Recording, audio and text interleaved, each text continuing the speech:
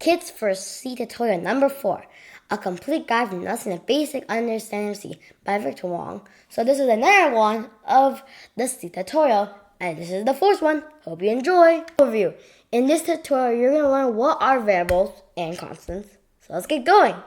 Yeah, learn. So we're introducing a new saying to this, which is called a where are we slide. The program's going to tell us what track are we and give us a code that you can refer later to use, and you can run it and it'll work. Just use it. So where are we? So think about it. If we didn't have a constant need to change the same value, it would be time consuming, right? But a constant saves us time, and variables do a similar thing. So STO define pi as 3.14. So this is a constant for pi. Okay, we got a constant 3.14. Now, as you know, typing 3.14 is kind of easy, but what happens if you have to get really precise? Like 100 digits of pi, if you want to go really precise. That would be kind of boring, having to do that like 1,000 times in a really big code. But if you have a constant, it's kind of like a placeholder. So it's like you can type this or define pi or make the name pi, and then you can just change the value of pi, and all others who require on pi will get the different number. So it's a lot easier. So if you want to do 3.1 for 159,265, sure, do it. This is a variable for the radii, or radius, depending on how you want to say it. So we need to store the data of the radius, so we're going to, hold it. So this is the radii variable. So this is going to hold the data, and then we're going to use it in some calculations.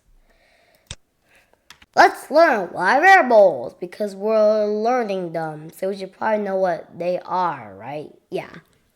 A variable is a variable. Well, not very descriptive at all. Yeah, that's not very useful at all. So let's say a better version will be a piece of data. Okay, better. Let's get some examples for this. It can be a number or a letter. Even better.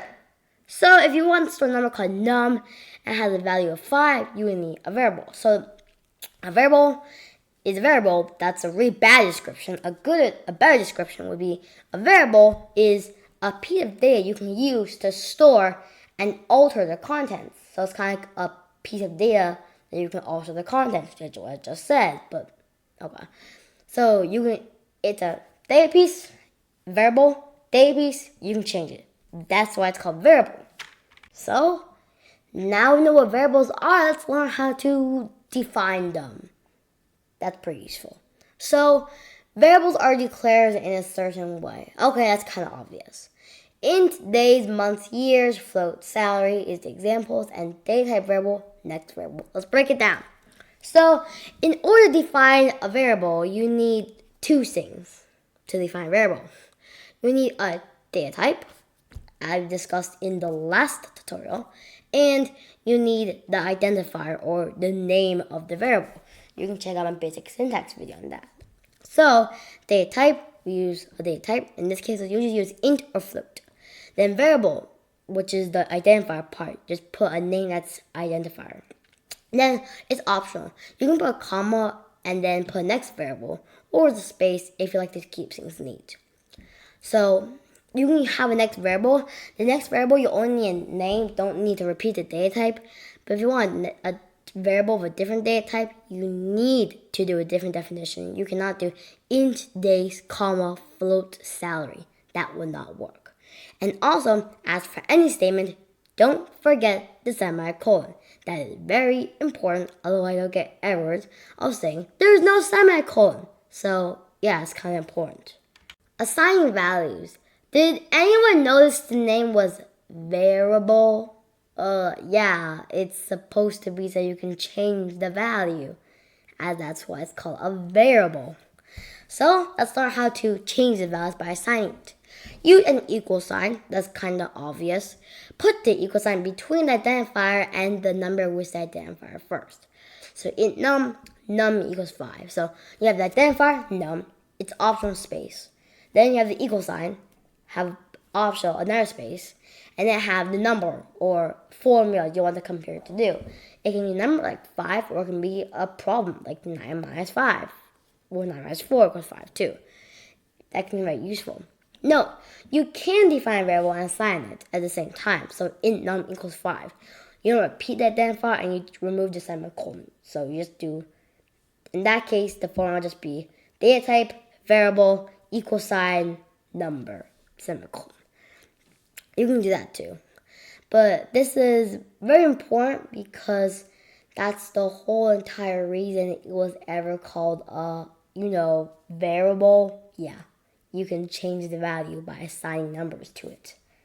So, what is a variable without the ability to be a variable? Or what is a variable without the ability to be assigned a value to, except on declaration?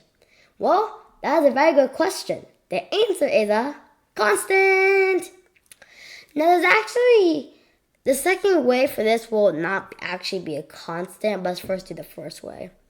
So the constant could be defined with the hashtag define operator. Now, this is a preprocessor. It's a preprocessor. So you do not put this in your main function. You use hashtag define your identifier. You must include a space between those two, and then put some spaces, and then put your number. And that is actually kind of good. So yeah, and this is not done by a main computer. It's done by the preprocessor. So remember that. Okay, so now you can define with the const keyword. Const in days in a year equals 365. Sorry for the error blocking the equal sign, but just an equal sign, I'll promise you. So notice this is just like a regular variable declaration, except for one thing. There's this little word called const at the beginning. Yeah, there is. There's for a reason. So the second way actually does not produce a constant. It just produces a variable that cannot be changed or not be a variable. So it's similar. You can use const, and this is done by the main function, and you have to do it inside the main function. Do const, your data type, with some spaces obviously. Then put your identifier, more spaces, equal sign, and your number. Semicolon. For the define, we did not need it because it was not an actual statement in the int main function, but now we need it. So we put a semicolon and life will be good. No, it's a good idea to define constants in capitals. All of these examples have capital. All capital. Now this might actually be weird to you. Why?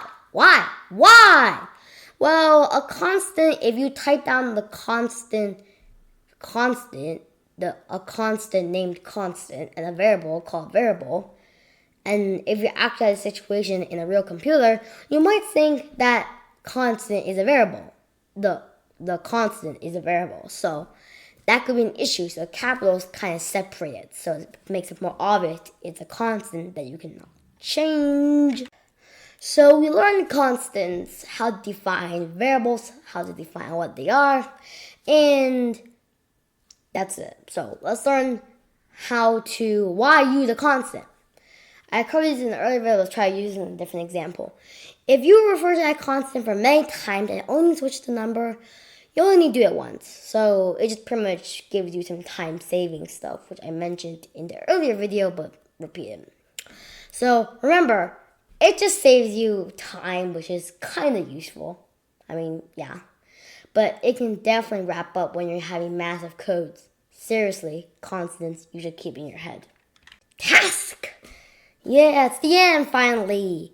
Print out a number that was assigned to a variable. This is actually kind of easy.